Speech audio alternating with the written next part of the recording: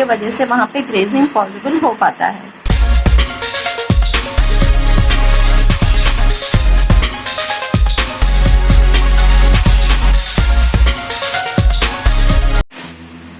Hello students, today we are going to study about the temperate grasslands.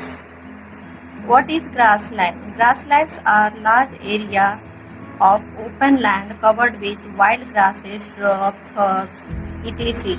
तो इसका मतलब है ग्रासलैंड हम किसे कहते हैं?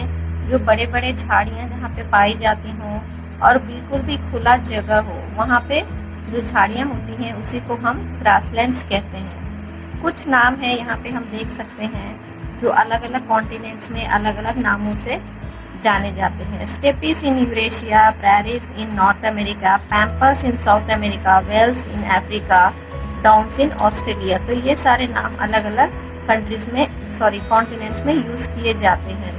Steppes are the biggest temperate grasslands in the world. तो स्टेपीज सबसे बड़ा ग्रासलैंड है पूरे वर्ल्ड में। The word prairie is a French word which means meadow or grasslands. तो prairie word कहाँ से निकल कर आया है? तो ये एक फ्रेंच वर्ड है, इसका मतलब होता है meadow और फिर grassland. Climate, यहाँ का क्लाइमेट कैसा है? यहाँ का क्लाइमेट बिल्कुल भी extreme type of climate है. It means it is very cold. It stretches from -12 degrees to -20 degrees Celsius in winter. The annual range of temperature is very high because they are situated in the interior of the continent far away from the sea coast. So it is very cold.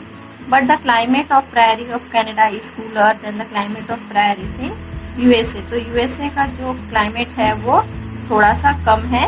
अगर हम Canada की बात करें तो वहाँ पे cold ज़्यादा है। ये तो वहाँ पे ड्रॉप्स यानी कि सूखा ज़्यादा अपीयर होता है, वहाँ पे हर समय पे तुरंत सूखा हो जाता है।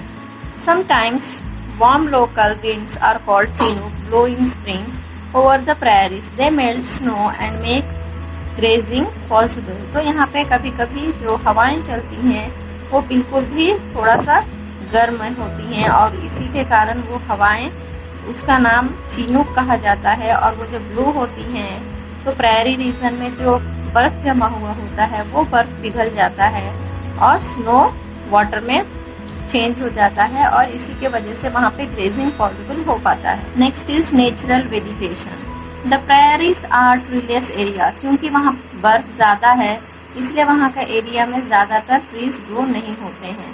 यहाँ पे ट्रॉपिकल डेजर्ट जितना तो ड्राइनेस नहीं है, बट यहाँ पे भी ज़्यादातर ट्रीज और क्रॉप्स ग्रो नहीं हो पाते हैं। Rainfall is not enough for the growth of the trees as in the tropical rain forest. तो यहाँ पे भी tropical rain forest की तरह यहाँ पे भी enough rain नहीं होता है, इसी के कारण बड़े बड़े trees को water नहीं मिल पाता है। Therefore the natural vegetation is mainly short and soft grass. तो यहाँ का जो vegetation है वो बिल्कुल भी short जो भी चीज़ें यहाँ पे जो भी plants grow होती हैं वो साइज में बहुत ही शॉर्ट होती हैं और वो सॉफ्ट ग्रास की तरह होता है। यहाँ का जो ग्रास है वो भी बहुत ही न्यूट्रिशियस है और ये एनिमल्स को खिलाने के लिए यूज किए जाते हैं। The soil and climate of the prairie are most suitable for the growth of hardy grasses such as wheat and maize. तो यहाँ पे जो सॉइल है, जो क्लाइमेट है, यहाँ पे सूट किस मतलब कैसे टाइप्स के ग्रासेस यानी कि वो लगभग व्हीट और मेज क्रॉप्स को ग्रो कर पाए, ऐसा वहाँ का क्लाइमेट और सॉइल है। The prairies are the biggest wheat growing area in the world. The farmers of the prairies export the surplus wheat. तो यहाँ पे wheat ज़्यादा ग्रो होने के कारण ये लोग अदर कंट्रीज को भी एक्सपोर्ट करते हैं। Next is wild life. तो prairie are fertile grasslands. तो यहाँ का जो फर्टाइल ग्रासलैंड होने के वजह से एनिमल के ग्रेजिंग के लिए यानी कि एनिमल को खाने के लिए यहाँ का ग्रास बहुत ही ज़्यादा यूजफुल होता है क्योंकि ये न्यूट्रिशियस ग्रासेस है। Some of the animals found here are bison, grizzly, bears, skunks, rabbit, wolves, horses, badgers, coyotes, foxes, antelope, etc. तो यहाँ के जो एनिमल्स है ये सारे यहाँ पे लिव करते हैं क्योंकि इनको ही वहाँ का हैबिट होता है ताकि ये वहाँ के क्लाइमेट में जिंदा रह पाएँ। Next occupation of the people. तो वहाँ के लोग ज़्यादातर क्या करते हैं अपने लाइफ को जीने के लिए, तो वो ज़्यादातर एग्रीकल्चर करते हैं, और एग्रीकल्चर में वहाँ सबसे ज़्यादा वीट ग्रो होता है। There are big big elevators, you can see in this figure.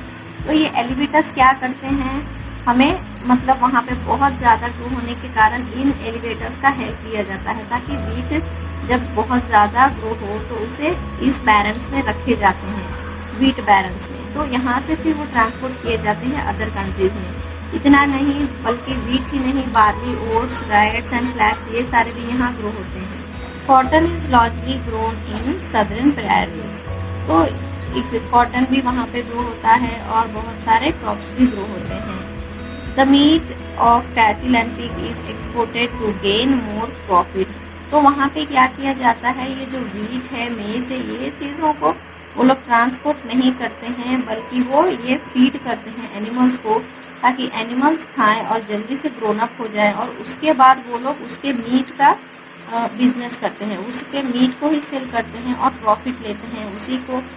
उसी पॉलिसी को कहते हैं मार्केटिंग ऑन द हुक्स। वहाँ का एग्रीकल्चर का लैंड बहुत ही ज़्यादा बड़ा होता है, बहुत ही ज़्यादा दूर तक स्ट्रेच किया हुआ है, और यहाँ पे एक्सटेंसिव फार्मिंग होता है। एक्सटेंसिव का मतलब है बहुत ज़्यादा मात्रा में, यानी कि ग्रोइंग, एक सिंगल कोई क्रॉप होता है और उसे ज़्यादा मात्रा में ज़्यादा दिनों के लिए ग्रो करते हैं, उसे ही एक्सटेंसिव फार्मिंग कहते हैं।